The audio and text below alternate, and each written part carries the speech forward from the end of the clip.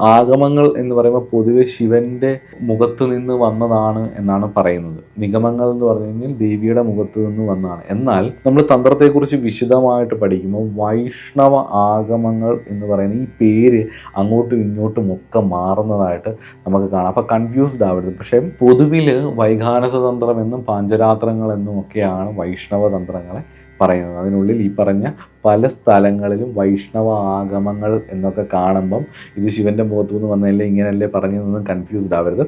ചിലയിടങ്ങളിൽ ഈ തന്ത്രം എന്നുള്ള പേരും അതുപോലെ തന്നെ ഈ ആഗമങ്ങൾ എന്നുള്ള പേരും ഒക്കെ അങ്ങോട്ടും ഇങ്ങോട്ടും വരുന്നുണ്ട്. ഈ തന്ത്രം എന്നുള്ള പേര് പലപ്പോഴും വരാൻ ഉള്ളൊരു കാരണം എന്ന് പറയുന്നത് അത് ഉത്ഭവിച്ച് വന്നത് എന്നുള്ളൊരർത്ഥത്തിലും ഈ ആഗമങ്ങൾ എന്ന് പറയുന്നതും ആഗമിച്ച് വന്നത് എന്നുള്ളൊരർത്ഥത്തിലും അതിനൊരു ഓഥറില്ല. ഇപ്പം വേദം ഇവിടുന്നാണോ, അനാദിയാണ് അതിലെ അറിവുകൾ എന്ന് പറയുന്ന പോലെ തന്നെ തന്ത്രം എന്ന് ഇവിടെ ഈ ഗ്രന്ഥങ്ങളെക്കുറിച്ച് പറയുമ്പോൾ ഉദ്ദേശിക്കുന്നത് ഒരു ഓഥറില്ല.